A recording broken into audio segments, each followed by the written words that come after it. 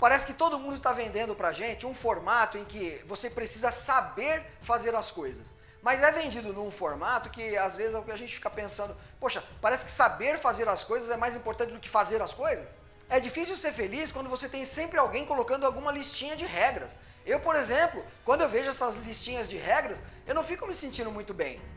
Pelo menos não como empreendedor. Imagina uma pessoa que todo dia é atacada por todo esse universo coach, que tem sempre uma regra, tem sempre uma receita de bolo pra gente. Pro empreendedor, eu que trabalho no empreendedorismo há 30 anos, eu tenho muita dificuldade de me sentir bem quando eu olho essa lista de regras. Por quê?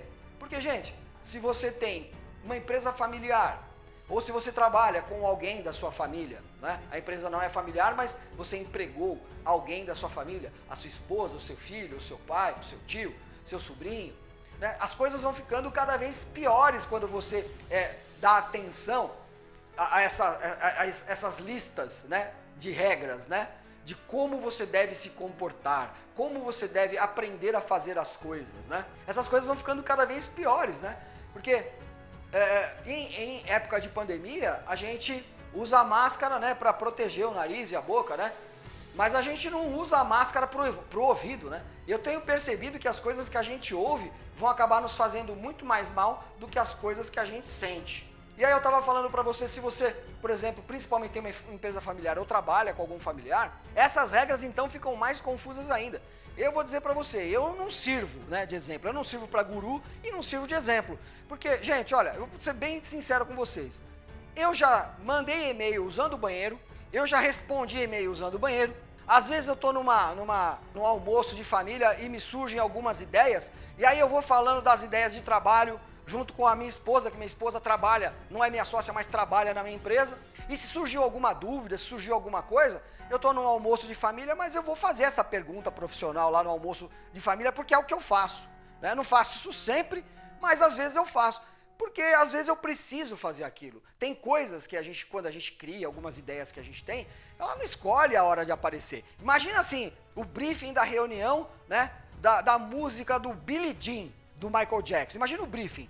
Em que momento, né, a pessoa chegou e falou, não, eu vou usar uma luva de lantejoulas. Aí fala, vai usar luvas de lantejoulas, Michael? Não, vou usar uma luva.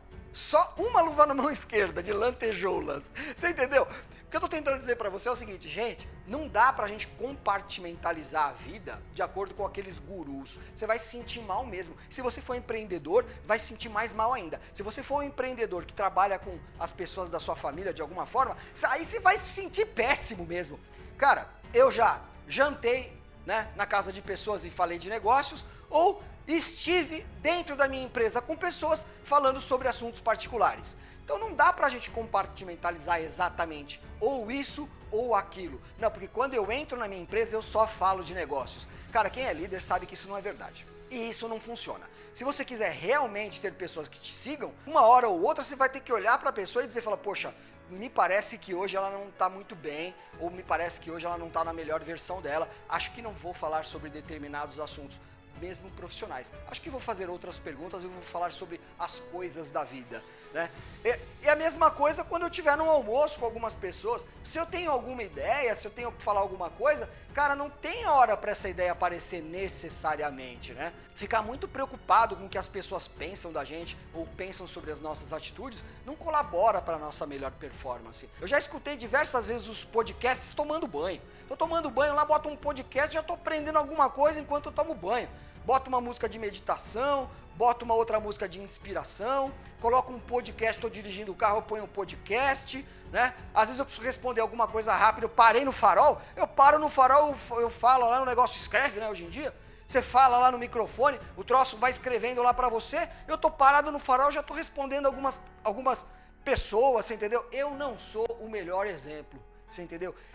Quando eu olho aquelas listinhas lá de regras de como a gente deve se comportar, eu me sinto um bosta. É assim que eu me sinto. E aí, pro empreendedor, vem aquelas listinhas lá pra gente, porque dicas para você ter uma vida leve, dicas para você ter uma vida,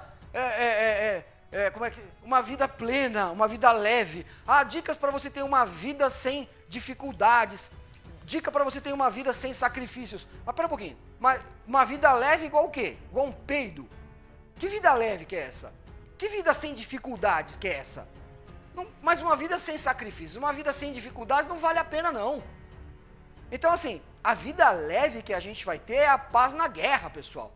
É aquela vida em que você sabe aquilo que você quer e escolhe pagar o preço por aquilo. A vida pode ser difícil, a vida pode ser um sacrifício sim, mas o importante é que eu ame, aprenda a amar aquilo que eu faço. E não fique dando ouvido para tudo que é guru e todo mundo tem uma opinião a seu respeito. Gente, tem uma passagem da Bíblia que é sensacional, que é uma passagem que é muito comentada, é uma passagem muito usual, mas dá uma olhada nessa abordagem dessa passagem, quando Jesus diz para Pedro caminhar sobre as águas, né? Por que Pedro ficou relutante, né? Será que é só porque ele não tinha fé? Na realidade, Pedro também fica relutante porque tinham muitas pessoas no barco, né? E aí Pedro pensa, o que essas pessoas do barco vão pensar se quando eu começar a caminhar eu me afundar, né? Então, pessoal, essa água, nessa simbologia toda, essa água que a gente vai caminhar são os nossos problemas. Não tenha medo de caminhar sobre os seus problemas. Então tenha fé e caminhe. Por quê?